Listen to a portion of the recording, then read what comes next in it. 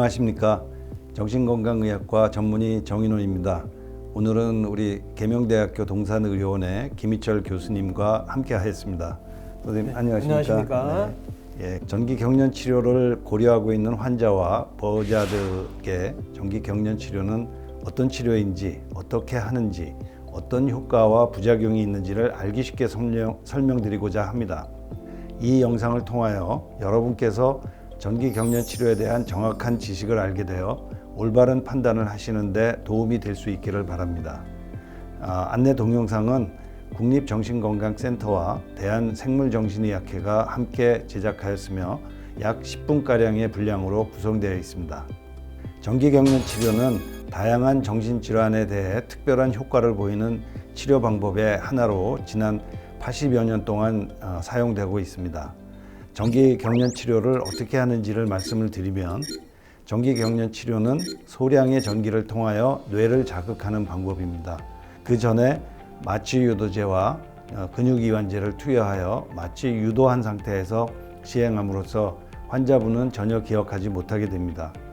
전체 치료 시간은 마취 유도 시간을 포함하여 평균 10분 내지 15분간이며 그 중간에 전기 자극은 최대 8초까지만 투여하게 됩니다.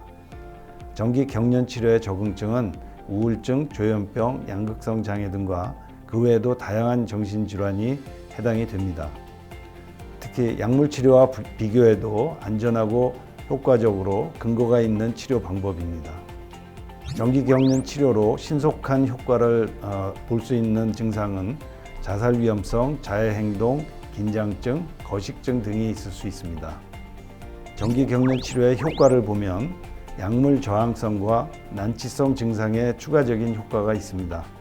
치료 효과는 평균 3주 이내에 나타날 수 있으며 때로는 1회 내지는 3회만으로도 효과가 충분히 나타나는 경우도 있습니다. 60% 이상의 환자분들이 만족감을 표현하셨습니다. 다만 치료 중단 후에 치료 효과는 오랫동안 지속되지는 않습니다. 따라서 유지 치료가 필요한 경우가 있습니다.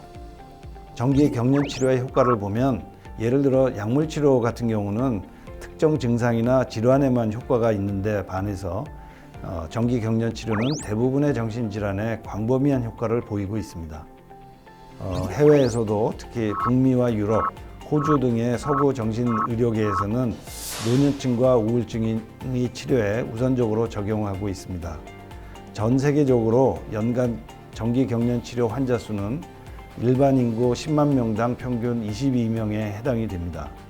참고로 2018년 국내에서는 약 0.9명으로 1명이 채 안 되어 매우 낮은 편이라고 할 수 있습니다. 미국 정신의학회에서는 2005년에 전기경련 치료는 근거 기반의 안전하고 효과적인 치료 방법이라고 선언하였습니다. 예, 지금부터는 전기경련 치료를 어떻게 시행하는지, 그리고 전기경련 치료 후에 나타날 수 있는 부작용이 어떤 게 있는지에 대해서 제가 설명드리겠습니다.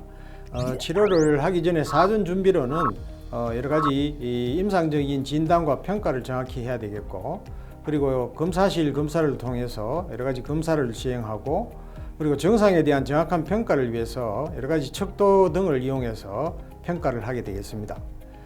그리고 전기경련 치료 시행 전날 저녁부터는 기존에 복용하시던 약물을 조절할 필요가 있습니다. 그리고 다음날 치료 전까지는 금식을 하게 되겠습니다. 치료 당일에는 수액을 연결한 후에 필요한 전 처치를 받고 치료실로 이동하셔서 마취 유도제와 근이완제를 투여한 후에 전기경련 치료를 받게 되겠습니다. 그리고 치료가 종료한 후에는 회복실로 이동하셔서 마취과 의사나 아니면 정신건강의학과 의사의 관찰하에 완전히 의식이 회복될 때까지 관찰을 하게 되겠습니다. 전기경련 치료를 시행하기 전에 우리가 검사하는 여러 가지 검사와 평가가 있는데, 첫째, 정신건강의학과 의사와 면담을 통해서 임상적인 진단과 병력에 대해서 정확한 평가가 이루어져야 되겠고, 그리고 그동안 치료 경과와 현재 복용하고 있던 치료 약물에 대해서도 그 내용과 효과를 평가를 할 필요가 있겠습니다. 그리고 검사실 검사로는 혈액 검사라든지 소변 검사, 그리고 방사선 검사, 치과 검사 등을 시행할 수 있습니다. 그리고 정기경련 치료의 효과를 평가하기 위해서는 치료 전후에 여러 가지 임상 증상에 대한 평가가 이루어져야 되겠고, 그리고 기억력을 포함한 인지기능 평가 등도 정확한 척도를 통해서 우리가 평가를 하게 되겠습니다. 정기경련 치료를 시행하기 전에는 여러 가지 약물을 좀 조절할 필요가 있는데, 그리고 치료를 시행하기 전 의사의 지시에 따라서 복용하고 있던 약제의 종류와 용량을 조절할 필요가 있습니다. 예를 들면 기분 조절제라든지 안정제 등은 감량을 한다거나 때에 따라서 중단을 해야 하는 경우가 있습니다. 그리고 기존에 복용하고 계시던 어떤 고혈압이나 당뇨병 등의 약물이 있다면은 시행 당일 아침에 일시적으로 중단한다거나 아니면 감량해서 복용할 수도 있습니다. 그리고 치료를 시행하기 전에 금식하는 과정이 필요한데요. 이 금식은 우리가 치료 도중에 생길 수 있는 식도 역류라든지 기관지 흡입 등을 예방하기 위해서 금식을 하게 되겠습니다. 그래서 기름진 음식 같은 경우에는 최소 8시간 정도, 그리고 고형 음식은 최소 6시간, 그리고 물은 최소 2시간 전까지 금식이 필요하게 되겠습니다. 그리고 치료 전날 약간의 불안 증상으로 인해서 수면을 잘 이루지 못한다든지 그런 경우에는 소량의 수면 유도제는 사용을 하더라도 무방하겠습니다. 정기경련 치료는 치료실에서 전체 10 내지 15분간 마취 유도제나 건이완제를 투여해서 마취가 된 상태에서 최대 한 8초 정도 소량의 전기를 투여해서 한 1, 2분 정도 뇌의 자극 활동을 관찰하면서 치료가 이루어지게 되겠습니다. 정기경련 치료는 또 정신 증상을 완화시키기 위한 목적으로 하는 급성 치료기와 증상의 재발을 방지하기 위한 유지 치료기로 이렇게 구분해서 우리가 나눠 볼 수 있겠습니다.